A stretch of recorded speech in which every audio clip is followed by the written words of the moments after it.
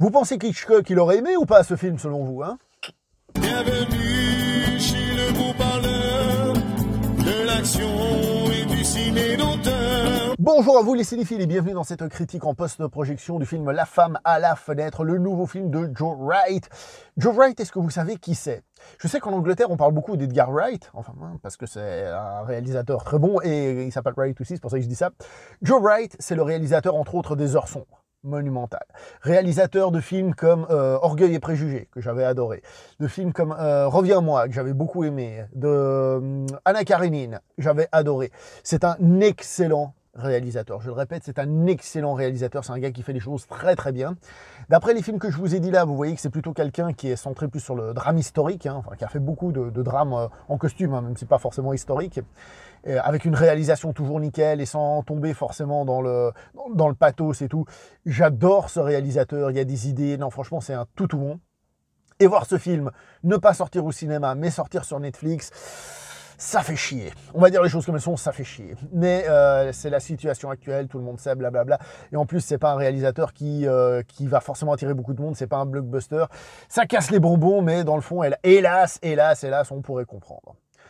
Dans le rôle principal, on a donc Madame Amy Adams. Et j'ai dit Madame Amy Adams parce qu'elle est extraordinaire dans ce film. Elle est oufissime. Elle habite le personnage. C'est absolument grandiose ce qu'elle nous fait là. Ah, franchement, s'il y en a qui sont des détracteurs, vous regardez ce film et vous arrêtez d'être détracteurs. Ça suffit maintenant. Non, franchement, elle est excellente. Mais en plus, le film, il a un casting qui est plutôt bien fourni. Hein, regardez, juste pour le fun. Avec des rôles d'ailleurs parfois plutôt petits. Par exemple, il y a Julianne Moore aussi dans le film.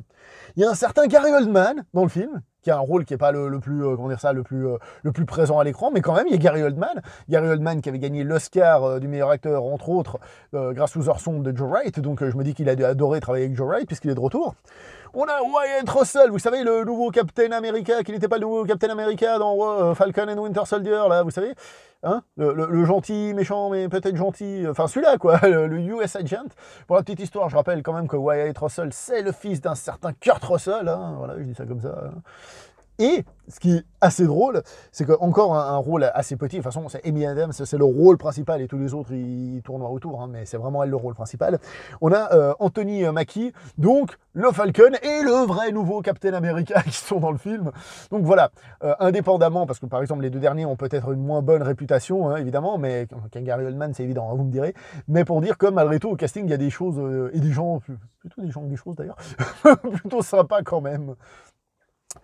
Le film en lui-même est un mélange entre Fenêtre sur cour, et là la référence est évidentissime que c'est Fenêtre sur cour, je dirais Fenêtre sur cour, et après ça part un peu dans les films un peu type de folie, type Perfect Blue, Black Swan, ce genre de trucs-là, je vous en dis pas plus évidemment par rapport au scénario. Donc la référence est clairement Fenêtre sur cour parce que c'est l'histoire d'une personne qui reste coincée chez elle, je vous en dis pas plus pour que vous voyez le film, et qui depuis chez elle regarde les voisins par la fenêtre et qui va voir un meurtre. En gros c'est ça. Ça vous rappelle Fenêtre sur cour, on est bien d'accord là-dessus. Mais le film, après, se permet de voler de ses propres ailes en ayant ses propres caractéristiques, comme je vous ai dit, se rapproche du film de folie et tout ça. Ce n'est pas juste une copie d'Alfred Hitchcock, même si, on va pas se mentir, Alfred Hitchcock est clairement dans la zone, dans la cour, c'est évident, on est là-dedans. La mise en scène en elle-même du film, il faut dire les choses comme elles sont, elle est encore très réussie, surtout par exemple les escaliers, la manière qu'il a de filmer les escaliers, quand la caméra elle tombe, vous savez, les escaliers en colimaçon au milieu, ou alors des trucs comme ça. C'est encore très bien filmé. C'est peut-être un petit peu moins, comment dire ça, formellement étincelant que d'autres films que j'ai vu de lui. Je pense aux Heures sombres qui m'avaient vraiment estomaqué, hein. J'avais mis comme meilleur film de l'année, perso. Donc voilà.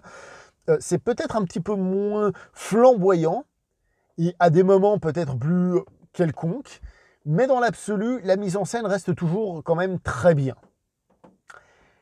Cependant, je ne vais pas vous mentir avec tout ce que je vous ai dit là, si j'adore Joe Wright et je trouve sa mise en scène très bien, même si comme je vous ai dit un petit peu en dessous, des films que j'ai vus de lui, ce film-ci est le plus faible du réalisateur. C'est clairement le plus faible du réalisateur.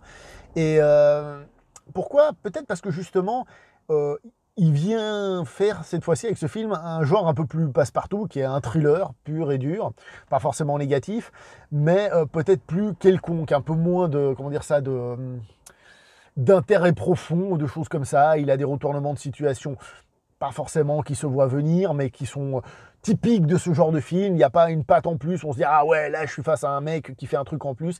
J'ai l'impression qu'il en fait pas forcément un mauvais film, mais un film plus banal. Voilà, il fait un film plus banal. Et si l'interprétation est très bonne et que le scénario en lui-même, il peut fonctionner plutôt correctement, il n'y a rien de spécialement flamboyant, il n'y a rien qui nous attrape spécialement plus. Donc, autant vous le dire tout de suite, pour un film de Joe Wright, c'est une déception en ce qui me concerne. C'est une déception, parce que Joe Wright, c'est vraiment un réalisateur excellent et qui mérite d'être plus connu et reconnu, même si je pense qu'il est reconnu, mais c'est vraiment un mec qui mérite beaucoup plus. Et ce film, évidemment, je ne peux pas vous raconter l'histoire, hein, parce que sinon, je vous raconte tout le film. C'est pas le but. Non, ça, je dis ça pour ceux qui m'ont dit une fois que je ne racontais pas le film dans les vidéos. Regardez le film. C'est un film qui passe plutôt bien, qui est plutôt bien fait, qui a un scénario qui fonctionne, mais en mode déjà vu. Alfred Hitchcock, déjà, ça, je pense que ça va pas lui faire du bien dans la comparaison, ce côté presque remake à des moments, et aussi par rapport à d'autres trucs. Si on compare par exemple à Perfect Blue ou à Black Swan, pour prendre les deux exemples que j'ai pris, même si le film ne fait pas tout à fait ça, mais justement, il va pas assez loin non plus là-dedans. Il y a un petit peu, mais ce n'est pas totalement assumé. Donc on est dans un film, au final, hélas, un petit peu trop quelconque, malgré une réussite formelle plutôt bien. Et pour finir sur la mise en scène, donc la mise en scène, comme je vous ai dit, elle est quand même élégante, il y a des coups de caméra et tout, mais peut-être que, je dis bien peut-être que c'est pas toujours ces coups de caméra-là qu'il faudrait pour ce genre de film. Peut-être que pour ce genre de film, il faudrait peut-être une mise en scène plus angoissante, ou plus appuyer certaines choses. Ça, après, c'est une question de goût. Peut-être que ce n'est pas le réalisateur adéquat pour ce genre de scénario. Je le répète, parce que j'adore Joe Wright, c'est un bon film dans l'absolu, croyez pas que c'est une daube. C'est juste que, voilà, tu le regardes et tu fais « Ok, j'ai regardé un bon film sympa. » Si les gens n'aiment pas spécialement Joe Wright, c'est pas avec ça qu'ils vont dire « Ah ouais, faut que je découvre le film de ce réalisateur, c'est fou ce qu'il a fait. » Voilà, dommage. Bon, du coup, je m'arrête là pour cette vidéo, hein.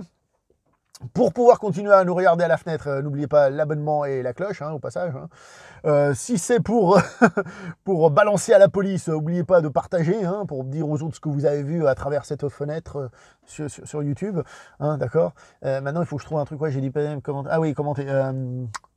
Et commenter, voilà. C'est déjà pas mal. Allez, portez-vous bien et ciao tout le monde.